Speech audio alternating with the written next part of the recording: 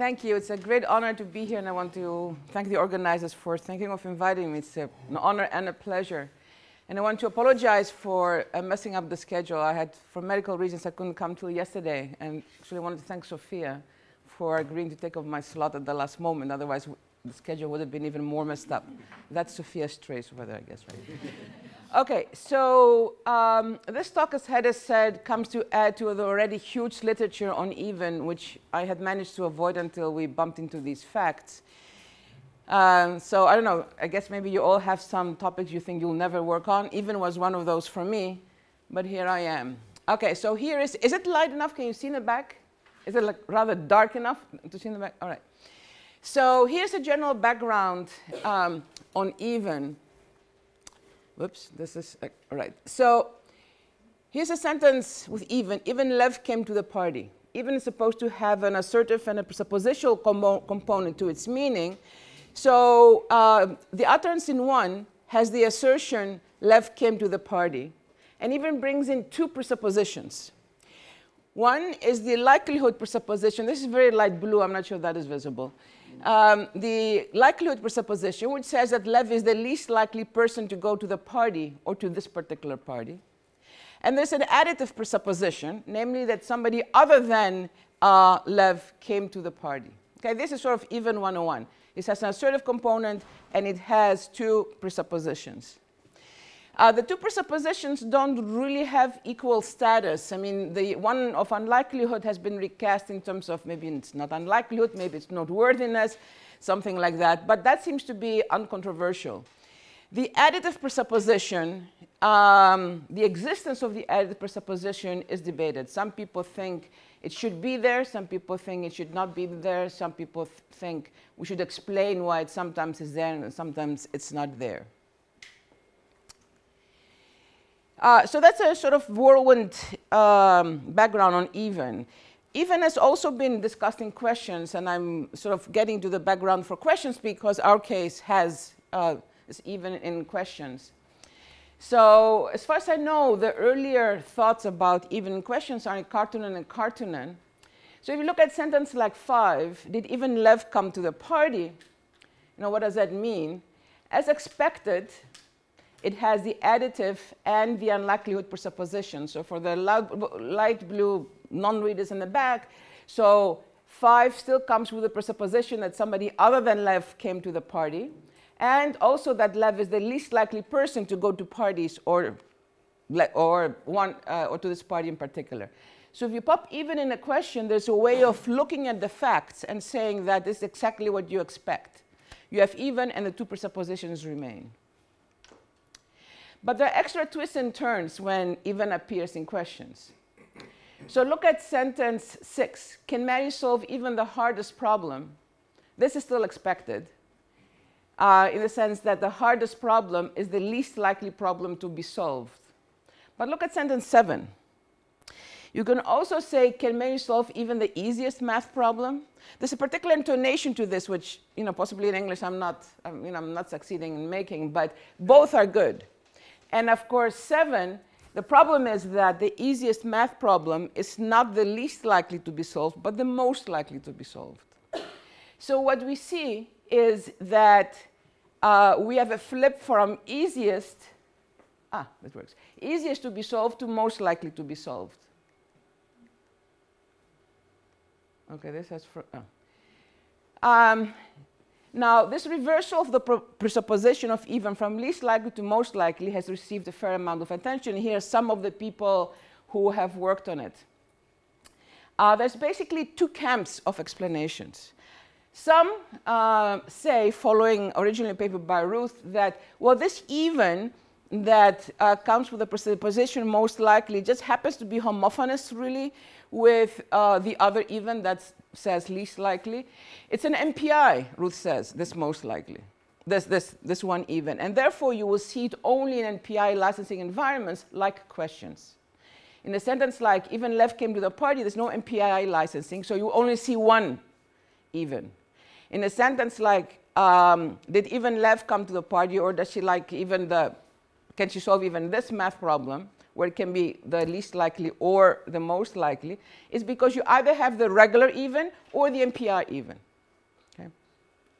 And some people have said, yes, this is correct because some languages, Greek among them and others, they have a different version. There's a different form for the NPI that means, for the even, it means most likely, from the even that means least likely.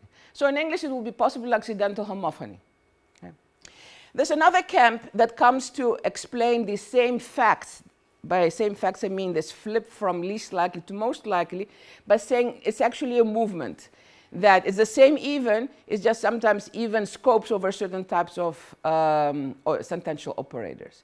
So there's two camps in this. And while our even falls within even the discussion of even questions, we're actually quite agnostic about this debate. We have a couple of things to say about it, but they're outside of the main narrative, and that's why they're in an appendix. Okay? So these are the things that people have talked about when talked about even questions. This is the fact that there's the flip from least likely to most likely. That is what has captured people's sort of attention when they look at even in questions. Okay. So our even is in questions, but it's completely different type of facts. So look at this discourse. You're telling me, let's meet at Oleana's for dinner. Is that okay? Oleana's is a restaurant in Cambridge, which if you ever come to Cambridge, you should definitely go to. It's very, very good. So you tell me, let's meet at Oleana's for dinner. Is that okay? And I say, where is it even? Okay. So B, by saying where is it even, conveys that he knows nothing about Oleana's, not even where it is. Okay, so this is the basic first blush intuition. We will refer to the even in 8 as our even to distinguish it from garden variety unlikelihood even. But of course, our goal is to see whether we can reduce our even to garden variety unlikelihood even. So when we say our even, how can we tell sort of empirically whether we're dealing with our even? Well, our even comes with an ignorance that's of an epistemic nature, namely that the speaker doesn't know the basic thing about the QUD, about the question under discussion. Okay? So when I say our even, I mean that even where you feel that I'm telling you, know nothing about this. Our even cannot appear in declarative sentences. So 9 is a fine sentence, but it lacks the meaning of our even. There's no epistemic inference. So if you say Lev has even read Anna Karenina, it's a fine sentence, says that Lev has read a lot of things. And Anna Karenina is among the least likely thing for a kid to read. Lev is Sergei's son. But it lacks the meaning of our even. Okay? And our even is not present in conditionals either, in the antecedent of a conditional. And that's, of course, you know, an obvious place to look at because antecedent of conditionals and questions often have things in common. So the sentences in 10, the sentences in 10 lack the meaning of our even. Is it that in Germany it's the opposite of Holland, that the blue has the bubbles and the... Is this like a internal to Germanic parametric variation? Sorry. So, so even cannot appear in declaratives and cannot appear in conditionals.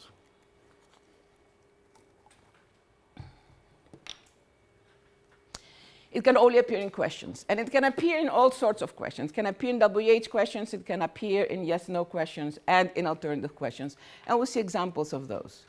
So as I said, the goal is to offer an analysis of our even and see to what extent we can make it be like the even that we've known and loved for many years now. Okay, so let's get started with WH questions. Here are some more examples. And these examples also show that our even can be VP adjoint or sentence final. So shall we go to Aladdin's for dinner? What do they even serve there? Or what do they serve there even? Or, you know, your friend says, I want to study the Penutian language Tunica, and you say, where is it even spoken? Or where is it spoken even? So VP adjoint or sentence final. It cannot appear on a constituent like MP adjoint, for example. So you cannot say in that context, where is even Oleana's? You cannot say, what do even they serve there? You cannot say, where is even tunica spoken? So what do the VP adjoint position and the S final position have in common? Well, according to people who have asked this question, which is not many, but according to people who have asked this question, that is the position from which S can focus the entire sentence. Not scope over the entire sentence, that it does anyway, but focus the entire sentence. So here's an example of sentential focus of even, but with a declarative, not with a question. Okay, so here's a discourse. I'm telling you, lots of strange things are happening this month. It has been raining every Thursday at the same time. Sue decided to be nice to me. And Harvard even held a pep rally last night. Okay? Here's even. The focus of even is the entire sentence. And the alternatives to the focus are other propositions, not other universities. Okay, so you shouldn't think that the alternatives to D are Dartmouth held a pep rally, you know, MIT held a pep rally, and so on. But other things, like those other things that have happened. Okay, so this is a case of sentential focus for even. So what we're saying then is that our even has sentential focus, and it appears in a question. And that in principle, this appears has two possibilities. One, that it appears outside of the question material, or that it appears inside it. Okay? We're going to argue that it appears inside it for reasons that I'm going to actually go over very quickly, because I want to take you to a problem to our claim and show that it's not a problem. We give, if you look at the slides, we give sort of what would be the meaning of this. So if the question material scoped over even, it would be a meaning that's completely not that of our even. So I'm not going to waste your time on this. We know that even in general can scope over sentential operators, so not even left came to the party means it's even the case that left didn't come to the party. So in principle, you could say, okay, so far so good, your even can scope over a question. But there's a problem, and there's a problem that I want to spend some attention to, because we don't know what the solution is. It fits what we want to say, but why it fits, we don't know. So what is the problem? Look at the sentences in 18. He told us many things about himself. He even said that he showers twice a day. Or he told us many things about himself. He said even that he showers twice a day. But not, he told us many things about himself. He said that he even showers twice a day. This even, I mean, the string is fine, but not in this context. If you sort of take this out and put it out of context, he said that, he said that he does many things twice a day. Okay, so the alternatives are alternatives to showers. So what this shows is that when the focus of even is this whole embedded proposition, even cannot appear inside its focus. The same thing happens with questions. You can say he asked many things. He asked even who we vote for. But you cannot say he asked many things. He asked who we even vote for. Okay? So when even focuses an embedded sentence, the even cannot appear inside its focus. But this raises a question, because what we want to say is that in the sentence, where is that even spoken? This is the Aleph. So that even actually is outside it. And what the problem is that we've just shown you that if even has a sentential focus, it cannot appear, that even cannot appear inside its focus. Yet what we're claiming is that our even focuses, in fact, the entire sentence, yet appears inside it. Okay? So this is a problem to saying what we want to say. In fact, if you wanted this Aleph, with what we've shown you so far, you'd expect this string in 22. That is where even appears outside its focus constituent. Okay? But this string is, in fact, ungrammatical. So, as I said, I don't know what the problem is, but it follows a general pattern. When even focuses an embedded sentence, it cannot appear inside its focus. When even focuses a matrix sentence, it must appear outside its focus. I have no idea why this is, but we are convinced that it is so. Okay? So here are, again, some facts. What we're seeing is that when even focuses an entire embedded sentence, it cannot appear inside it. But when even focuses an entire matrix sentence, it must appear inside it. Okay? No clue why. But the same thing would hold then for questions. So an even focused and embedded question, it cannot appear inside it, must appear outside it. But when it focuses a matrix question, it must appear inside it. So it is consistent with a pattern whose origin we completely ignore. Okay?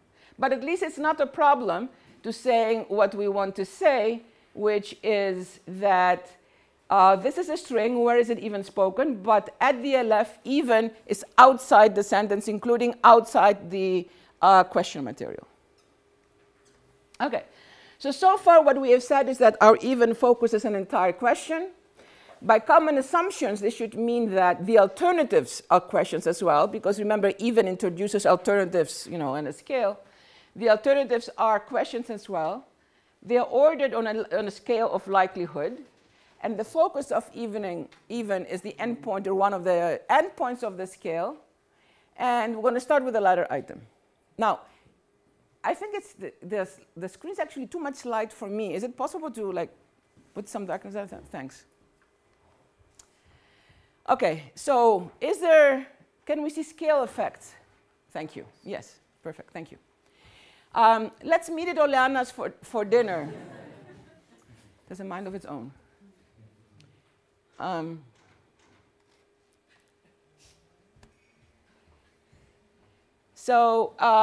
Let's meet at Oleana's for dinner. You can respond with, or is it even? Or what do they even serve there? But you can't quite respond with, what is the name of the chef even? Okay? I mean, unless you're food critics and you're talking to your food critics friends. So this is not really a sentence that can be said in it. So this tells us that there is a scale of one of unlikelihood of ignorance. Okay? So here I'm saying, well, I don't even know what that is, or I don't even know what they serve there. But to say I don't even know who the name of the chef is not really felicitous in context. So in 29, the speaker conveys that even the most unlikely thing for her to be ignorant about, she's ignorant about. And what is the most unlikely thing to be ignorant about with respect to a restaurant? Well, possibly its location, possibly the type of food. But when you have something like 30, what is the name of the chef even? The oddness of the sentence is due to the focus of even picking on something that's not an endpoint of a scale. Okay. So it would be like saying 31, even Max read the book, when Max actually is somebody who reads a lot.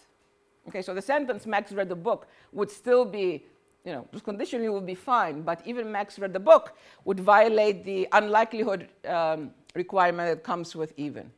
So we have, beginning of seeds to think that yes, this even, our even, comes with a scale, and comes with a scale of unlikelihood. And our first attempt at grasping the intuition is that it has something to do with ignorance. You are putting, okay, this shows that, okay, so we see that the scale is involved in a sentence containing our even, and that an endpoint needs to be picked. And this gives us hope that our even can be reduced to unlikelihood even. And the intuition that we expressed more or less so far is that the ordering is one of unlikelihood of ignorance. The lowest element of the scale is the one we are least likely to be ignorant about. And remember, even goes for the lowest endpoint on the scale. So we are actually going to change this in the course of the talk, but right now this is the intuition we go by. So let's meet the allowance for dinner there. Where is that even? It's a way of telling you I'm ignorant even about the least likely thing that I could possibly be ignorant about in this context. So it's a way of conveying something, but it looks like a question. Does it in fact convey a question? But it looks like a question. Is it a question? So you can certainly answer it. So let's meet at Oleana's for dinner. Where is it even? Well, it's on Hampshire Street. Okay? So you can say, all right, it can be answered, but doesn't mean that's a question, because even non-questions can solicit, from a cooperative speaker, can solicit the same response. So let's meet at Oleana's for dinner. Well, I don't know where that is. It's on Hampshire Street. Okay? So therefore, the fact that it can be responded to, that can be quote-unquote answered, it's not proof that it's a question. But it is, in fact, a question based on this test. So let's meet at Olanas for dinner. Where is that even? Why are you asking that? Don't you trust me to take you somewhere nice? Okay. But not this. Let's meet at Olanas for dinner. I haven't heard of that place. Where are you asking that? Okay. That doesn't work. So this looks like a question, and it is actually, it's an actual question.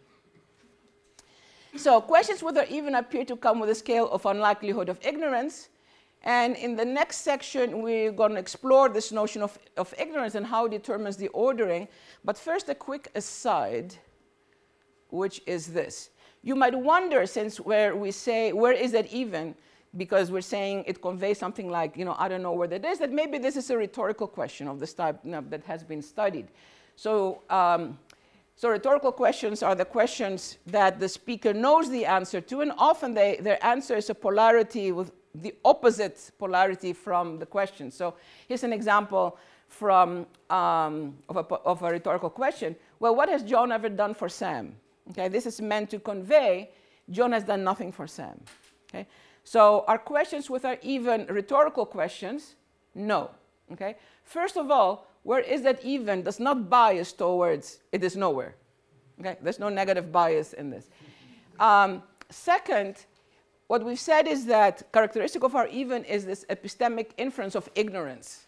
And rhetorical questions are exactly the opposite. It's a question to which a speaker, in fact, does know, they want to convey they do know the answer. So by this criteria, it is not a rhetorical question, but we will come back to the question.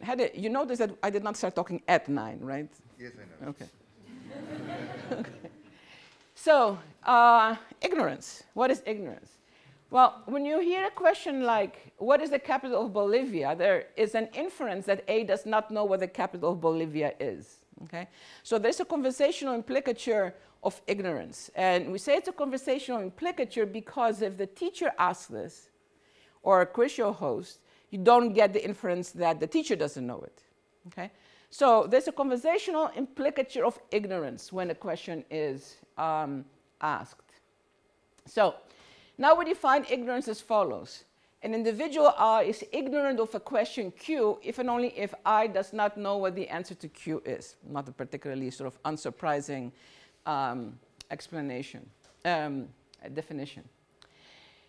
So our even appears to come with a scale of unlikelihood of ignorance. That is, the questions are ordered by the likelihood of the speaker knowing the answer to them. So when I say, where is that even?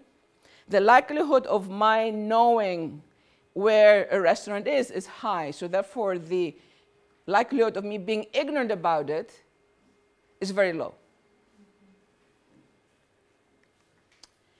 So one element of the scale is the focused question. And that's, of course, by the workings of even, it's a question that's an endpoint of the scale. But what are some other elements of the scale? Okay. Now, we've said that since the focused element is even, the alternatives have to be of the same type. So the alternatives, the other elements on the scale, are also questions, but which questions? So when I tell you where is that even, and even focuses a question, and I'm telling you this is the endpoint of a scale, well, what are the other elements of the scale? Okay. Here are some. We'll call this the background questions. Where is it, Olianas? What is it? What do they serve there? What is the atmosphere like? What is the name of the chef? Are the tables at an adequate distance to ensure privacy? And so on. Age is actually the only shortcoming of Oliana's. Now I can tell you what the name of the chef is. So when B says, where is that even?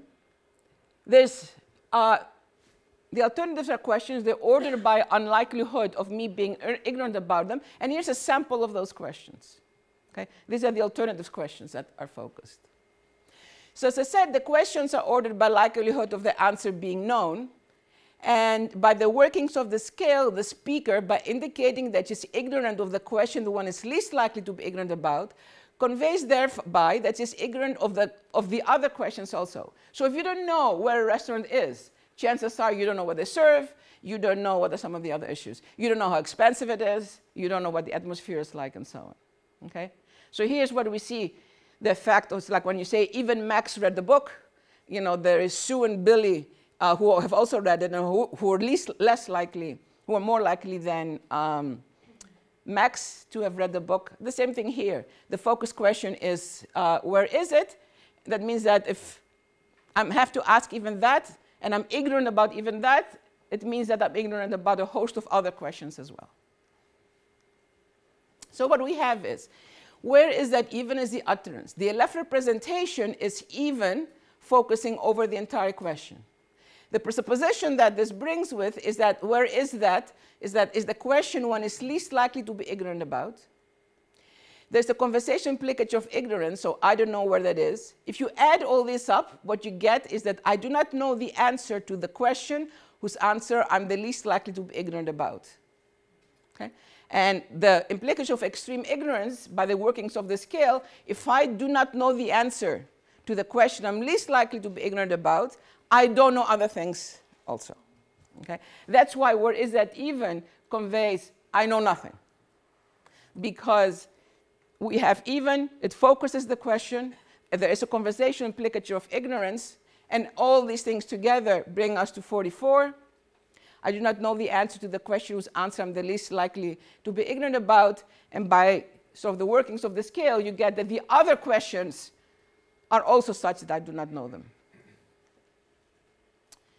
So we've been now exploring our even in WH questions, and I've been trying to, the working hypothesis that our even is reducible to garden variety even, but with its focus being an entire question.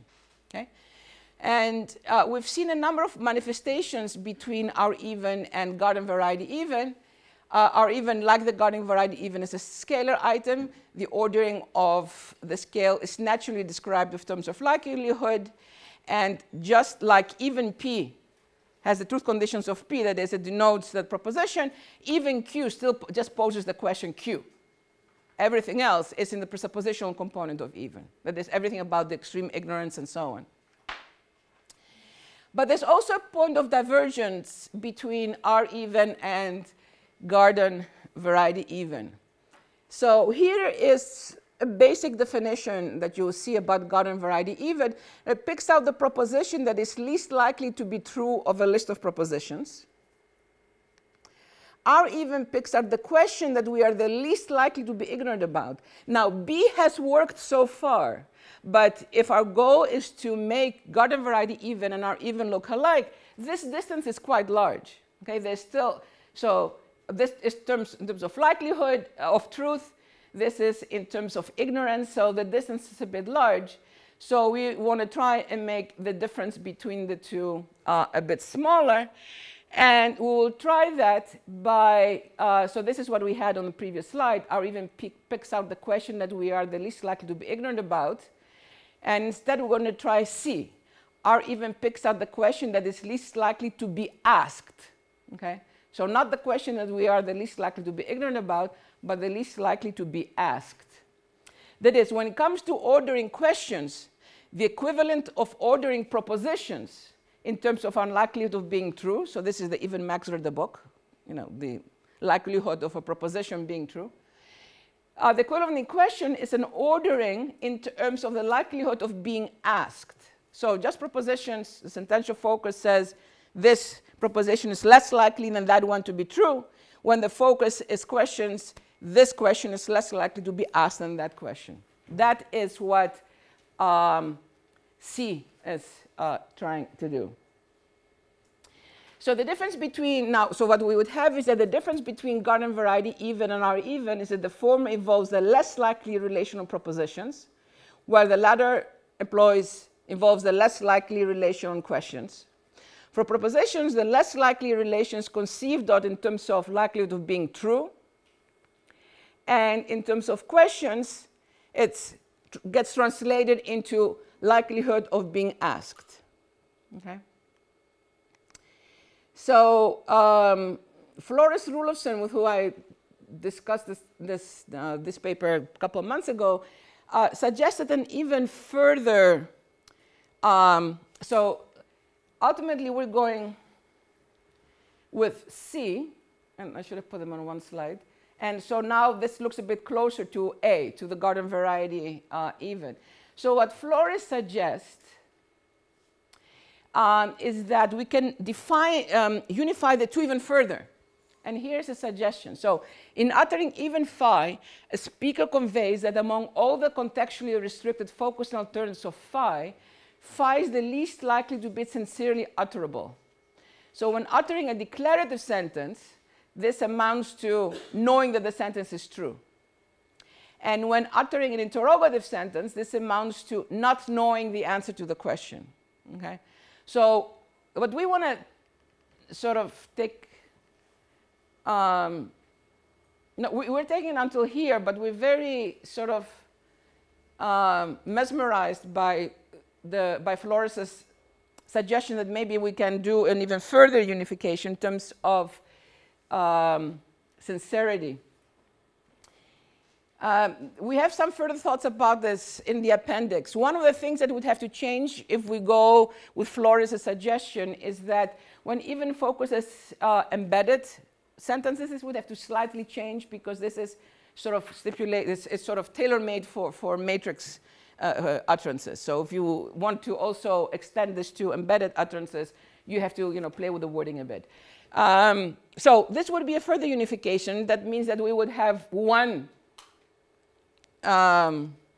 description for even, and whether if it takes propositions as its focus or questions, then would fall out from this general case.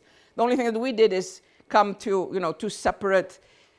give two separate definitions that come very close to that. That is that for focus propositions, it's in terms of likelihood of being true. In terms of questions, it's in terms of likelihood of being asked.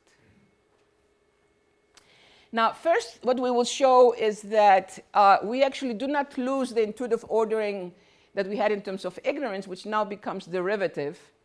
So in contexts where the aim of uttering a question is to obtain information, the likelihood of asking a question is reversely proportional to the likelihood of knowing the answer. So if it's a question that a question that is likely that people know, you hear the corresponding question less often. So the more likely it is that the question to a question is known, the less likely it is that the question will be asked. And this actually fits Flores's suggestion. This is what we call here the asking to ignorance link, fits Flores's suggestion very well. So what do we have? We have the focus question is the question least likely to be asked.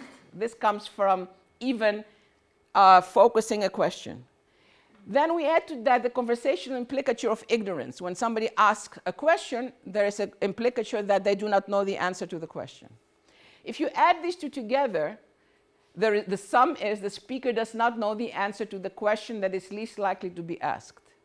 If you add to that the asking to ignorance link, what you get is that the speaker does not know the answer to the question whose answer is most likely to be known, which is exactly the sort of the initial first blush intuition that we had. Okay? But we get this now piece by piece by even, the focus being that there's focus on the question, the implicature of ignorance, and the asking to ignorance link. If you add these two together, you get the apparent likelihood ordering in terms of ignorance, but that is not only derivative. Okay, so in other words, by changing the order to likelihood of ignorance, we do not have to give up the intuition that there is an ordering of ignorance. Okay. I'm going to skip this next part because, well, if we have time to it, we'll come back to it. So, so this was one reason to change the ordering from ordering in terms of likelihood of ignorance to likelihood of being asked is to have a unification of the different evens. Another one is the following. Why would I even bring in a scale whose ordering is one of ignorance, right? It's unclear how this could be a property, a lexical property of our even. But if instead the ordering is one of likelihood of being asked, then we can relate the ordering to the nature of the focus of even.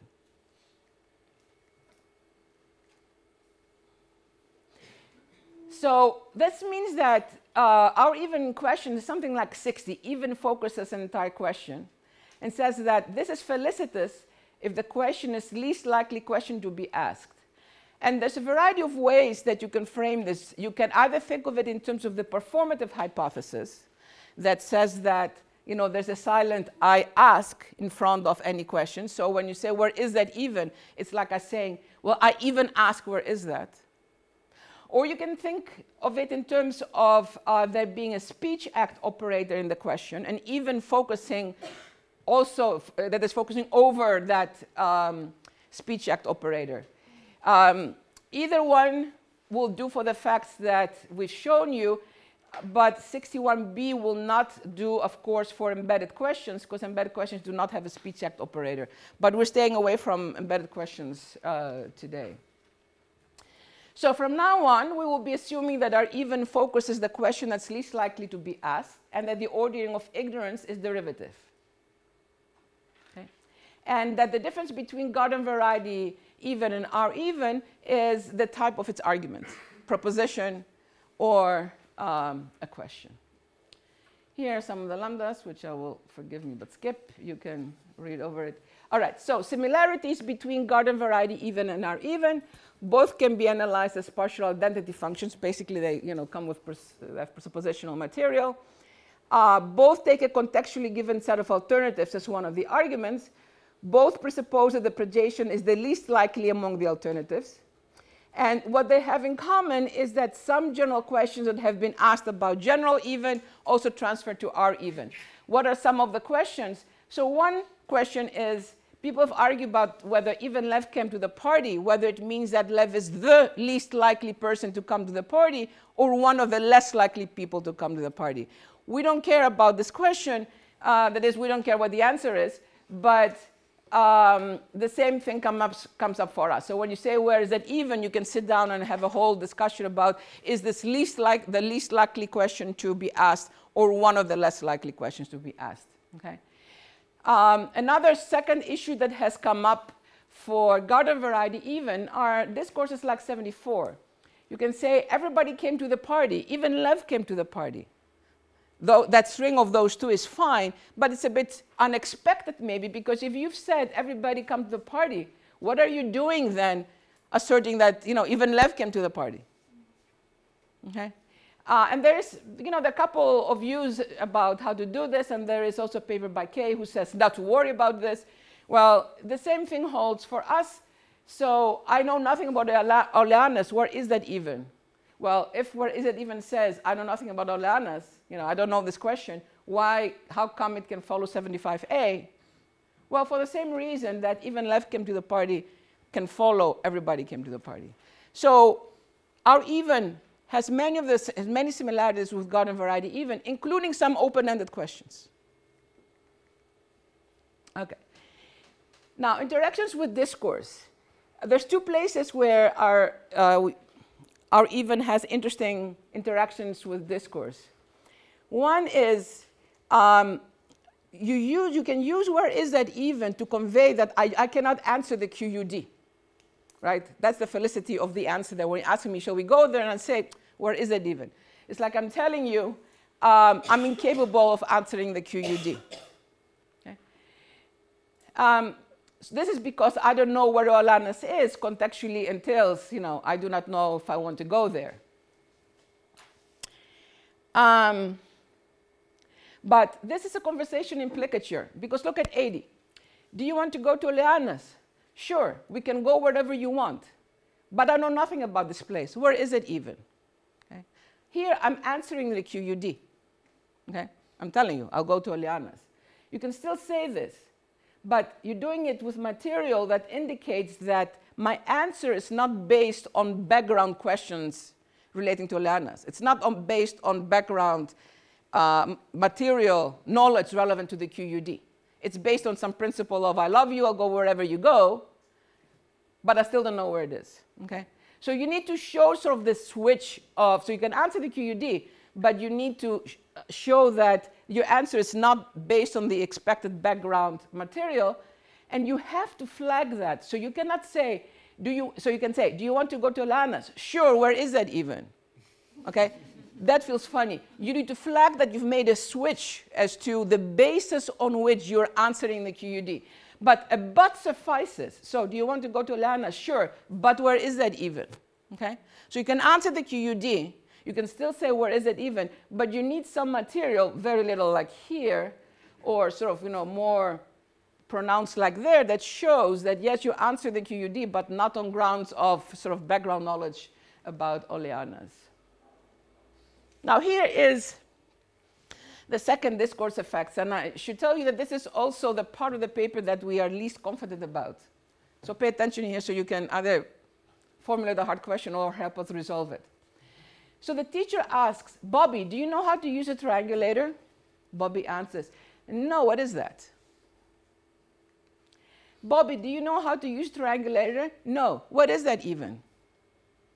There's a sort of rudeness effect in the what is it even. Do you agree with that? So where does it come from? Why would even make a sentence rude in a certain dynamic? So there's basically questions where they even sound overly familiar and even a bit of a challenge to the interlocutor. So we propose that this is a result of questions with a even having the discourse effect of a presupposition correction. Okay?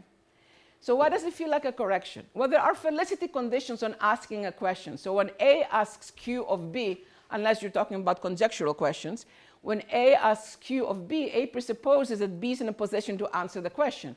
So I'm not going to ask my 13-year-old daughter what the solution to antecedent-contained deletion is. And there's also this nice example that colleague of mine, Bob Stonker, gave us. So, you want to find out what the score of the game is. If you know somebody who knows that they are into sports, you can ask them who won the game. But if you don't know that they are into sports, you would ask them, do you know who won the game? Because for sure they will know the answer to this question. Okay? So basically, when we ask a question, we presuppose that the person we're asking that question from is in a position to answer it. So to be in a position to answer a question means to have a certain amount of relevant information that one can draw on to answer the QUD. If not, A would not be asking Q the question of B. So when I ask you, do you want to meet at Oleana's for dinner? When A asks B, do you want to meet at Oleana's? A presupposes that B has the relevant background information that he will draw on to answer this question. And that's why when we said, you can say, sure, come wherever you go, but where is that even? That but sort of signals a switch from this background belief. Okay? So here's a background list. You need to know that's a restaurant, where it is, and we can get there on time, and so on.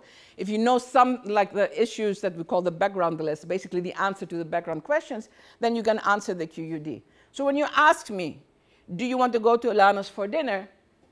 You assume that, I have some background like this in my head.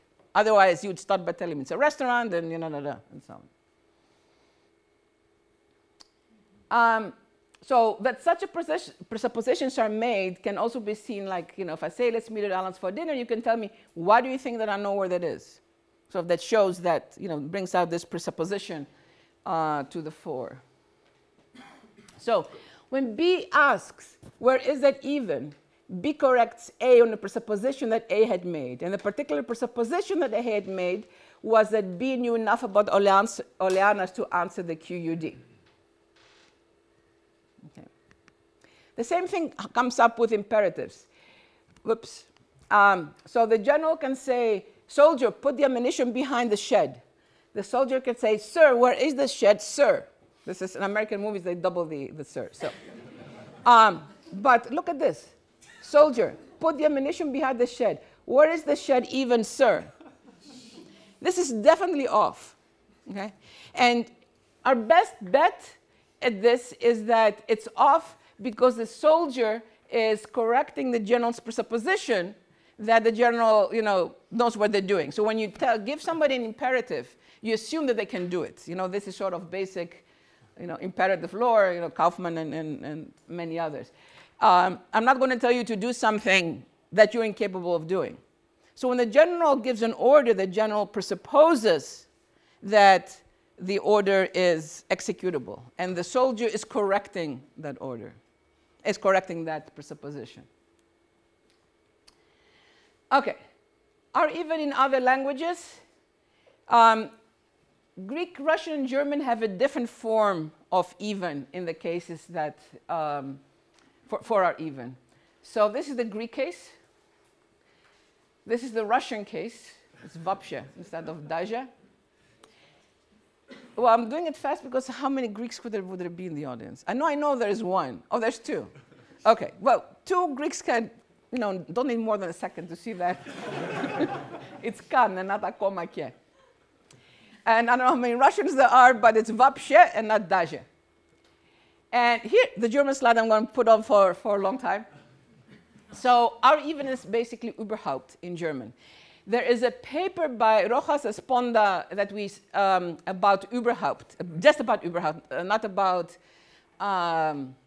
even.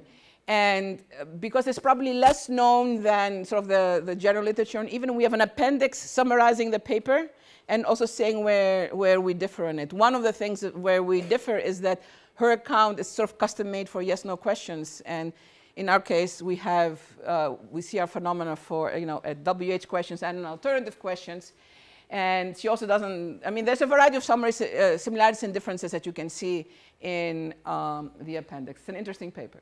So for German, our even is überhaupt.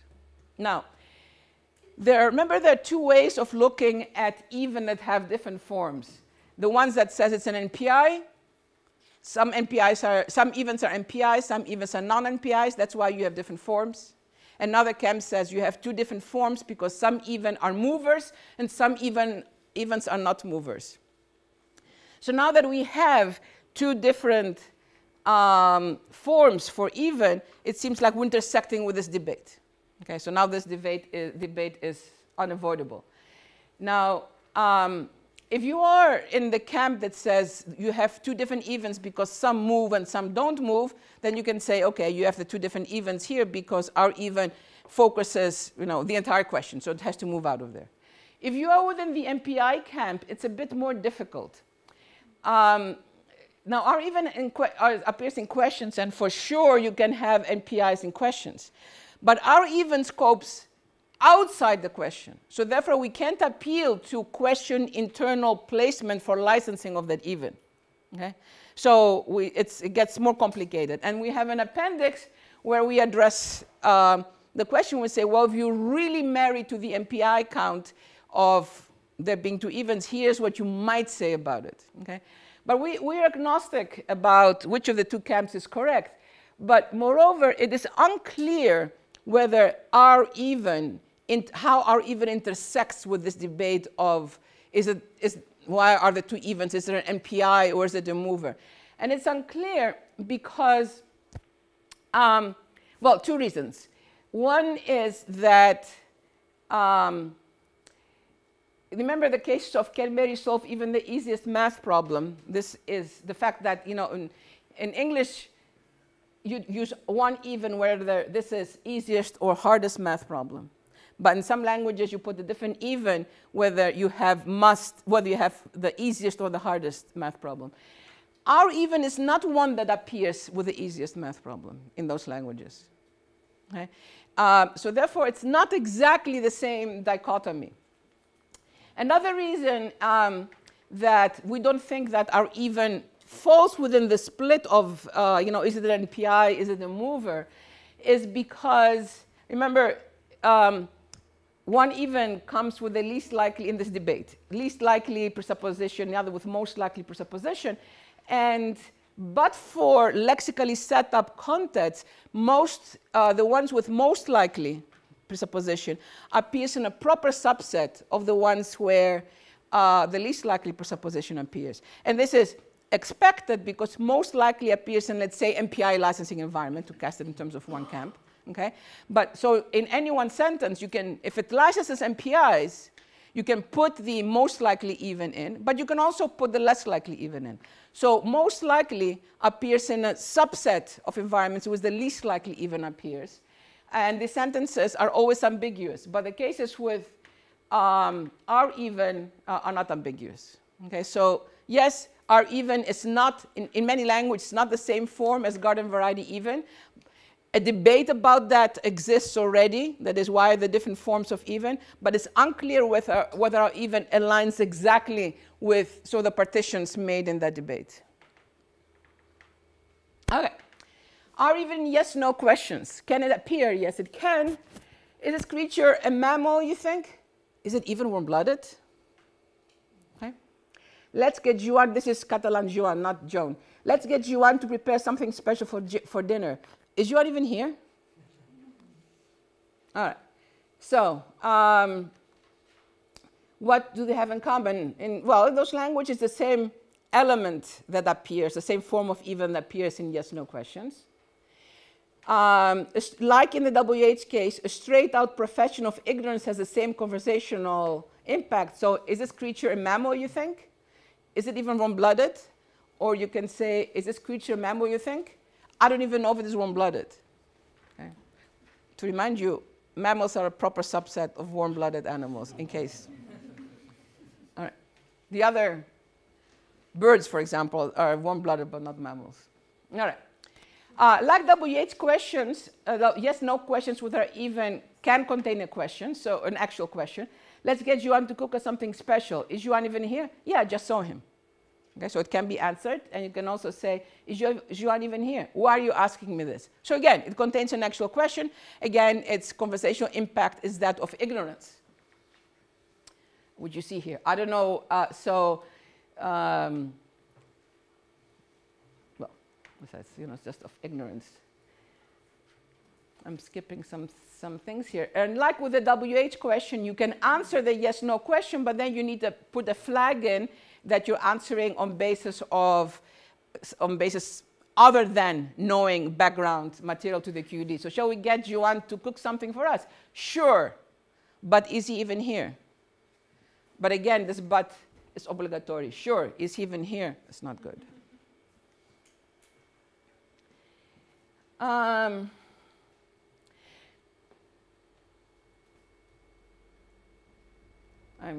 Here's the background list for the Joan, for the yes-no questions, background questions. And as with the WH question, when you ask a question with even, you're correcting a presupposition that the speaker made. We conclude, therefore, that there are good reasons to believe that the same semantics can happen, can be appealed to when even focuses a yes-no question.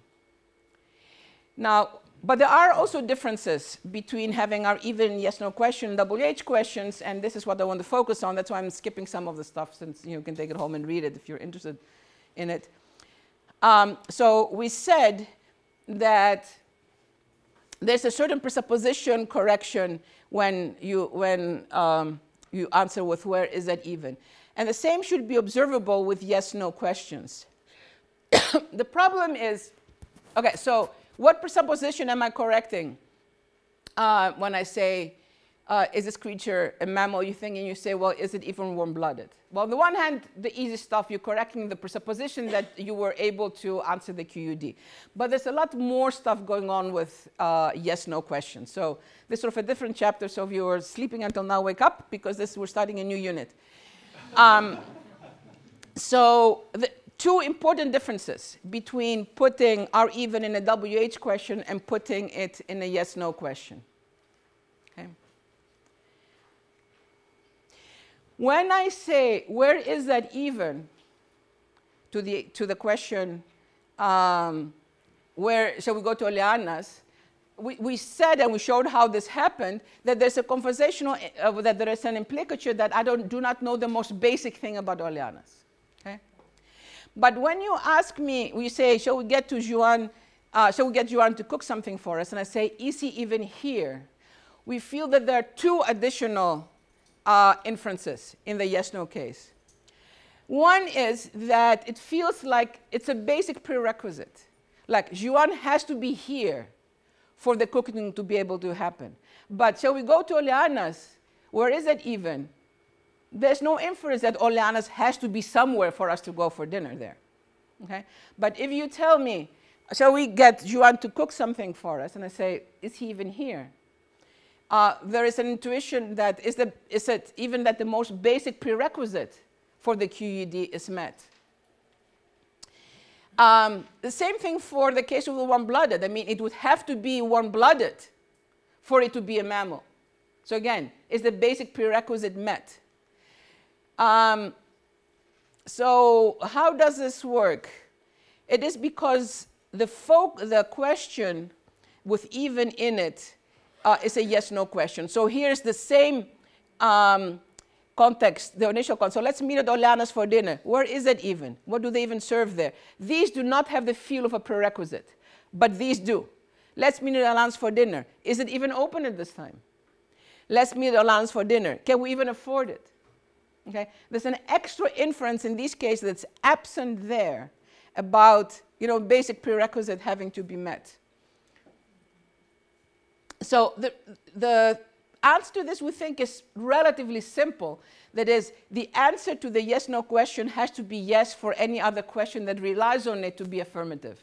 So if you have, in your head the strategy of questions of, if you know from work by Craigie Roberts or Buring or from Kuperfeld, that's, it's a strategy of questions and one following the other, the answer to this one has to be yes for some of the later questions to follow from it, right? So if I ask you, what about Eulalia's siblings? What are their names? Well, you can answer them. But if I ask you, does she have siblings? If the answer to that is no, then any other questions about what are their names, how old are they, and so on fall away. Similarly, the answer to is Yuan here has to be yes for any questions relying on Yuan being here, like him, cooking, and so on. Okay? And these situations do not arise with WH questions. A no answer to the question, where is Oleana's, does not eliminate the question, shall we go there for dinner? Not to mention that a no question, no answer is not really felicitous to where is Oleana's. But there's no answer to where is it that will eliminate any question. So that's why this is one difference between them. But there's a bigger difference. When you're telling me, we're zoologists and we're looking over a carcass of an animal, and you're asking me, is this creature a mammal, you think? And I say, is it warm-blooded even? Okay? You feel that I'm disagreeing somehow. Okay? But when I say, where is it even? There's no disagreement.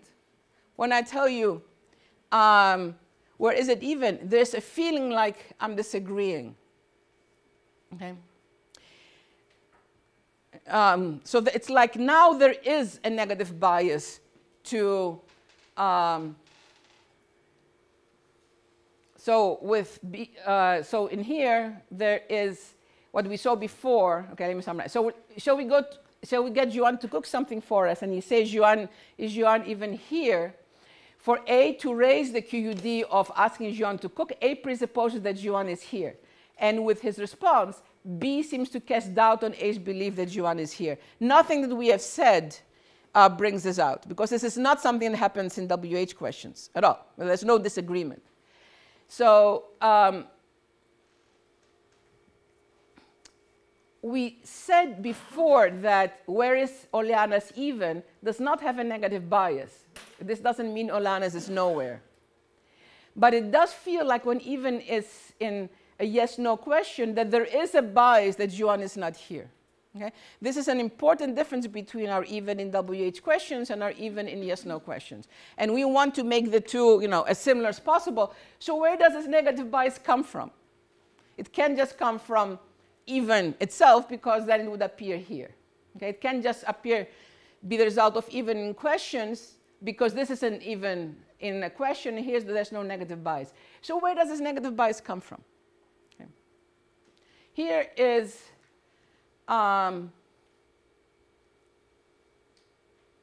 this slide just says that, never mind what the slide says. Okay, so here is a possible solution to this question. I'll show you what it is, and then I'll show you why it probably is not the right solution. Okay? So why do we think that when I ask you, is Yuan even here? Or is it even warm-blooded? Why is there a feeling that there is a disagreement? It's not like where is it even? You're not disagreeing that Oleana's is somewhere. But when you say, is it even warm-blooded? You're sort of disagreeing that it is warm-blooded. Or is Yuan even here? You're disagreeing that Yuan is here. Okay? Well, so here's a possible answer. In the yes-no case, there's basically two cells. So P or not P are the possible answers. So either Juan is here or Juan is not here. Okay? Now, if there are only two cells, and your question shows that you believe that Juan is here, if I ask the question, is he even here, it's because you think that this one is alive. Okay? This is not so with the WH case. The WH case has many, many possible answers. So even if I somehow manage to question one possible cell, there's no disagreement that follows, because it could be one of the other 563 ones.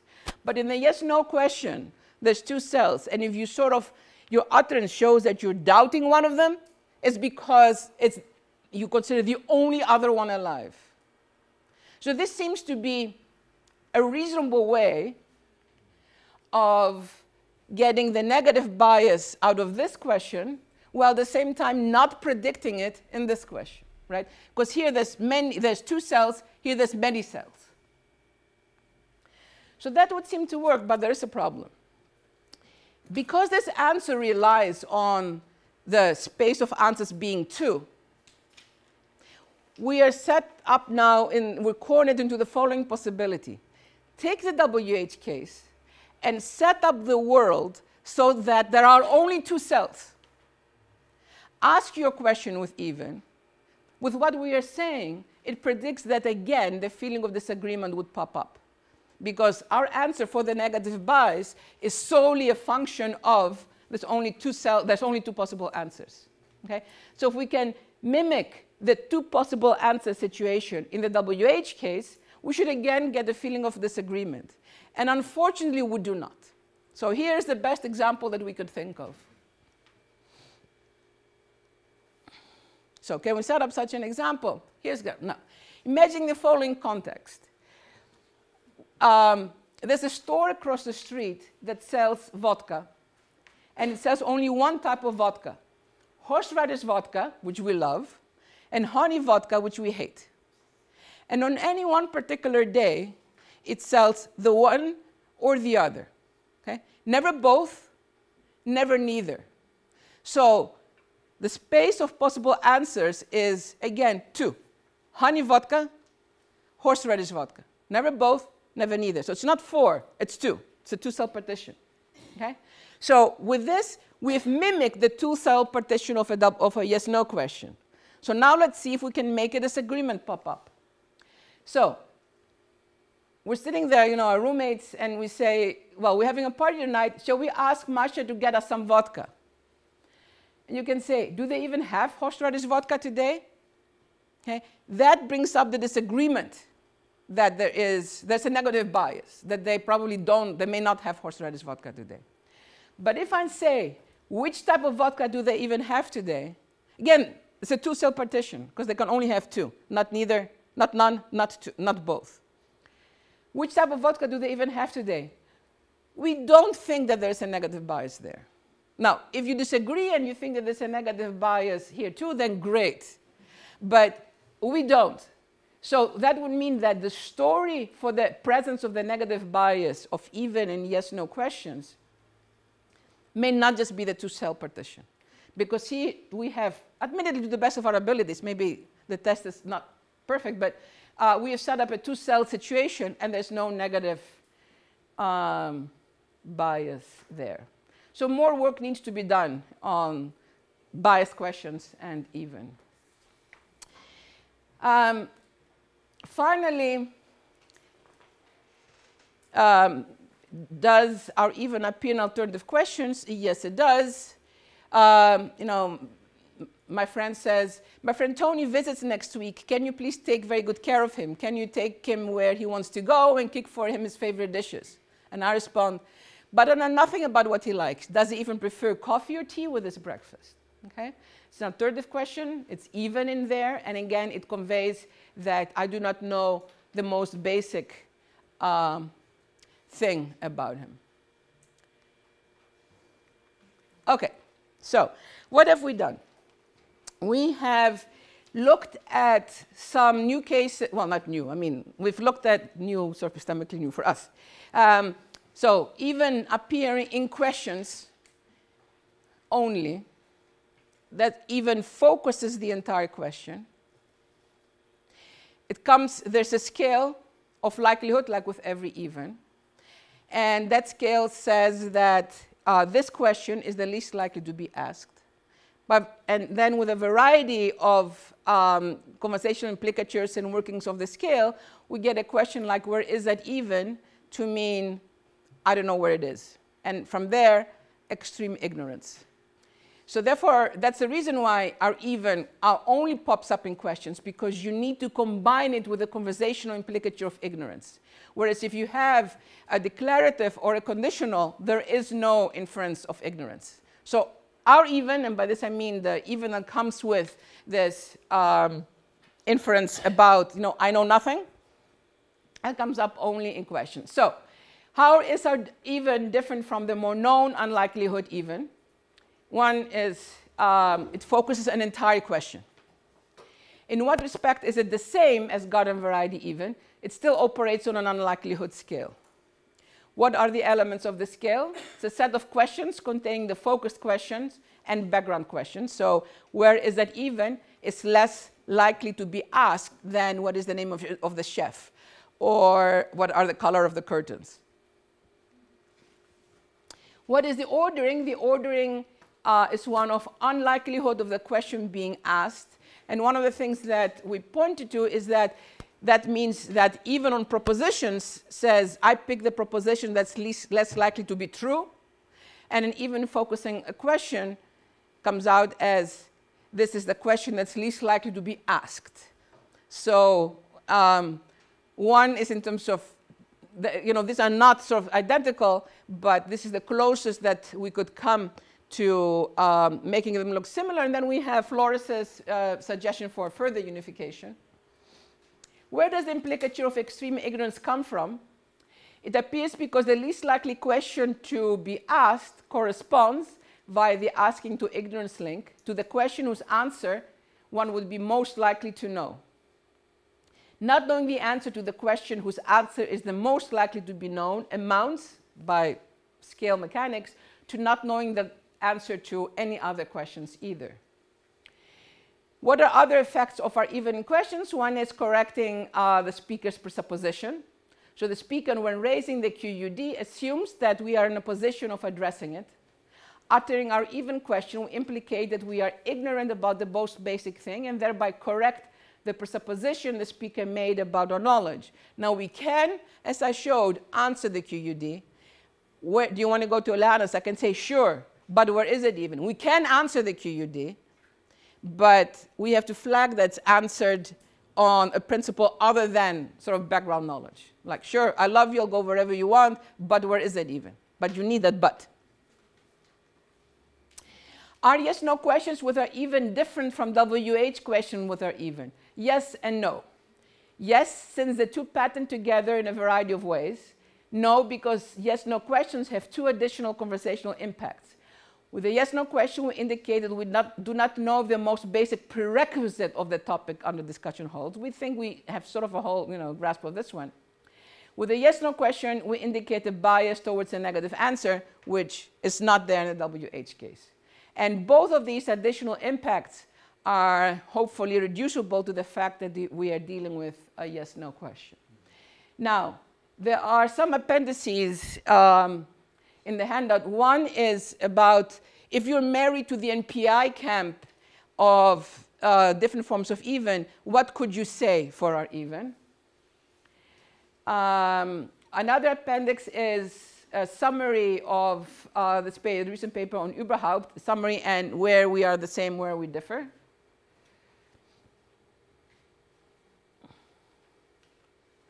The third appendix is if we have even focusing an entire question and maybe have it, it's crucial that it focuses the question operator. Can it also scope over other locutionary force operators? And the answer is no. And finally, there's a point about presupposition correction. that shows that our even can correct presuppositions but not assertions. So this is a mammal. You can say, are you sure it's a mammal? But you cannot say, is it even a mammal? Okay. So even can can be used to doubt presuppositions, but it cannot, that is cast doubt on presuppositions, but it cannot be used to cast doubt on assertions. Thank you.